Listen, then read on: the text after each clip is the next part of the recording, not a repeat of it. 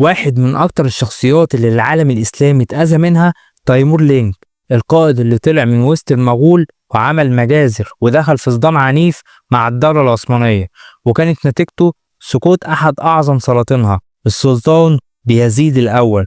فخليك معايا لأن القصة دي تقيلة وراها أسرار وأحداث غريبة.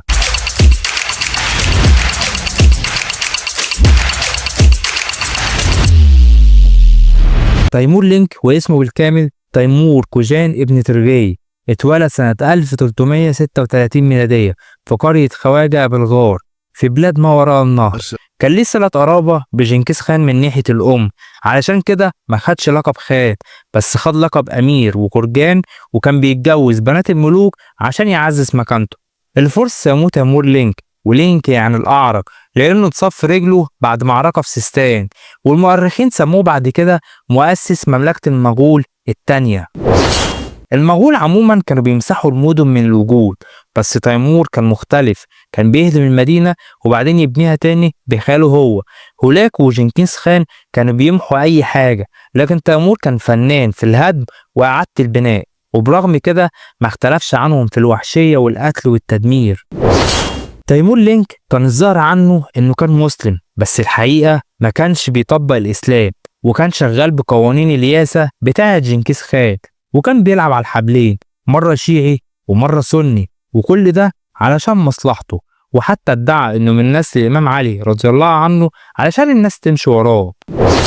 تيمور كان فاتح بلاد كتير لحد ما حدود دولته بقت جنب الدولة العثمانية، واللي كان بيحكمها السلطان بايزيد الأول زي ما قلنا من شوية، والملقب بالصعقة. وكانت الدولة العثمانية ساعتها في عز قوتها. تيمور بقى عايز الكل يركع له، وده خلى المواجهة تبقى حتمية، خصوصا بعد ما بقى فيه تحالفات حول تيمور وتحالفات ضده. تيمور بعت رسالة لحاكم سواس وقال له يخطب باسمه ويضرب العملة بتاعت البلد. الحاكم رفض وقتل رسل تيمور، بالرغم ان قتل الرسل نهى عنه سيدنا محمد صلى الله عليه وسلم، ولكن بعت لبايزيد يقول له، وبايزيد وافق على تصرفه، ودي كانت اول ضربة، ومن هنا بدأت نار الحرب تشتغل. وردا على قتل الرسل تيمور امر بهجوم على سواس وحاصرها 18 يوم، وقتلوا حاكمها ودخلوا ذبحوا وخربوا الدنيا جوه، والسبب انها بعتت هدايا لسلطان مصر، بس السكان ما قبلوش بحكم تيمور واستدعوا السلطان بايزيد، وبايزيد دخلها وساب فيها جيش كبير. بايزيد ما وقفش وراح لمدينة ملطية واخدها، وبعدين اخد مدينة ارزنجان وحاكمها كان تبع تيمور. بايزيد طلب منه ان يكون معاه، فالحاكم رفض وبعت لتيمور، وهنا تيمور شاف ان الطلب ده اهانة ليه، خصوصا لما حاكم بغداد احمد بن اويس والحاكم قرة يوسف لجوا لبايزيد، وقرة يوسف استقبله، وتيمور حس ان الكل بيعمل تحالف ضده. ومن اسباب الخلاف الحقيقي بينهم ان تيمور كان عايز يرجع مجد المغول، وبايزيد كان عايز ينشر الاسلام. وتيمور كان بيحكم بالياسة الوثنية، وبايزيد بيطبق الشريعة، والاتنين شايفين نفسهم الزعيم الاوحد. اوروبا كانت بتدفع تيمور للحرب، وده علشان تمنع العثمانيين من فتح القسطنطينية، وكل واحد بيعتبر التاني تهديد مباشر. قرة يوسف هاجم قافلة كانت رايحة الحجاز، والمتضررين يشتكوا لتيمور بدل ما يشتكوا لبايزيد، وده كان بالظبط اللي تيمور مستنيه علشان يبدأ الحرب. بعت لبايزيد يطلب تسليم قرة يوسف، وبايزيد رفض، والكلام بقى ناري والمراسلات اتحولت لحرب. تيمور دخل على الأناضول بقوة وخلى جيشه يخبوا نفسهم ويفتكوا بكل حاجة في الطريق.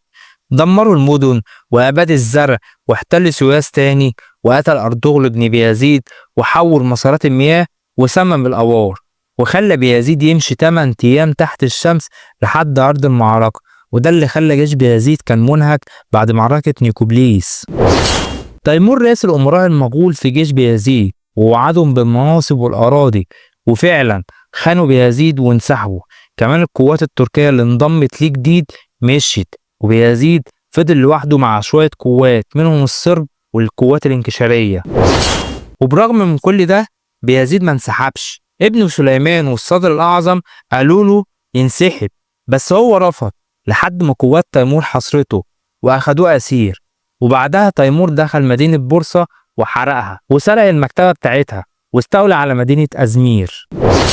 بايزيد عاش في الأسر 7 شهور ونص، وتيمور عامله باحترام ظاهري بس شدد عليه الحراسة. والروايات بتختلف، في اللي بيقول إنه مات بسبب الغم، وفي اللي بيقول إنه مات منتحر وده مش أكيد، وفي اللي بيقول إن تيمور حطله سم، بس الراجح إنه مات بالحزن والمرض. تيمور مات وهو بيجهز لحملة لغزو الصين، والجو كان بارد جدا وجسمه مستحملش، ومات في 18 فبراير سنة 1405 ميلادية، ودفنوه في سمرقند في قبر معروف اسمه كور أمير. ودي كانت نهاية تيمور وبداية انهيار لمرحلة كبيرة في الدولة العثمانية. لو عجبك الفيديو اعمل لايك واشترك في القناة وفعل زر الجرس عشان يوصلك كل جديد إن شاء الله. والسلام عليكم ورحمة الله وبركاته.